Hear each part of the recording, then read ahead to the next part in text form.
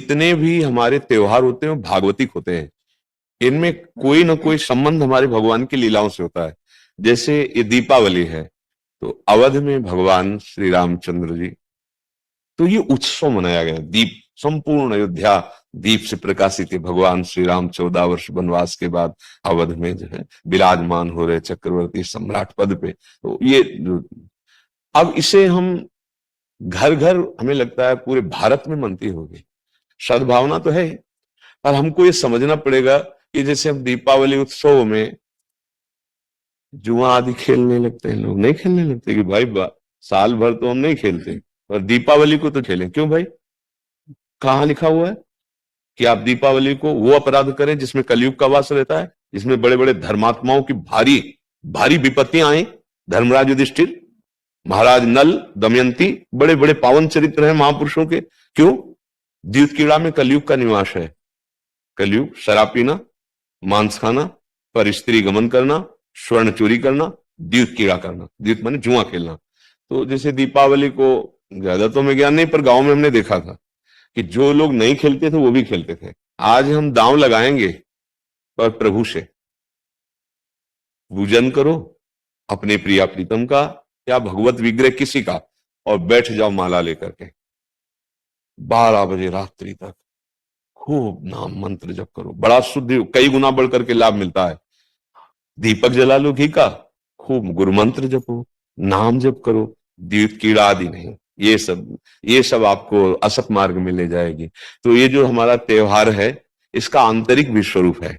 हमारे हृदय में भक्ति कर दीप प्रेम कर बाती, हमारे अंदर ज्ञान का प्रकाश। जैसे हम घर में दीपक जलाते हैं तो अंधेरा जाता है ना, बाहर के अंधेरे जाने से हमारे हृदय का अंधकार तो नहीं मिटेगा ना। तो हमें हृदय का भी अंधकार नष्ट करना है।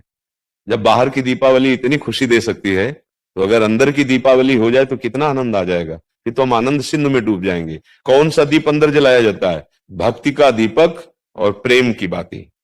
अगर भक्ति का दीपक प्रेम की बाती हो जाए तो उस प्रकाश जो प्रकट होता है उसे ज्ञान कहते हैं। उस ज्ञान से ये जितनी भी चिंता, शोक, दुख, मृत्यु आदि का भय है, ये सब नष्ट हो जाएगा। आप शरीर नहीं है, आपका स्वरूप सच्चिदानंद है।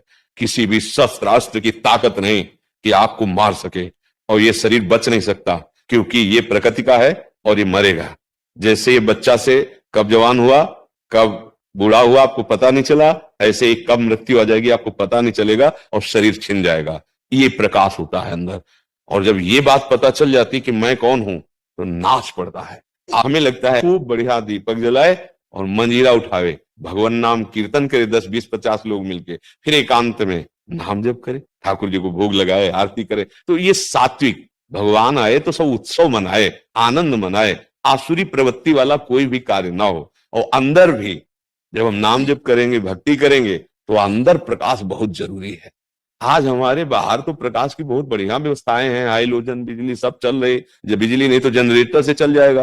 अंदर अंधकार छाया हुआ है, नहीं छाया हुआ। इस अंधकार में जब तक दीपावली नहीं होगी, तब तक वास्तविक आनंद का अनुभव नहीं होगा। और हम देखो अंधकार में क्या, रस्सी को सांप समझ रहे हैं, भयभीत हो रहे हैं। शरीर में इतनी आसक्ति, मैंने मान लिया मैं स्त्री हूं, मैं मान लिया मैंने पुरुष हूं। नहीं है तू, ये तेरी पोशाक है।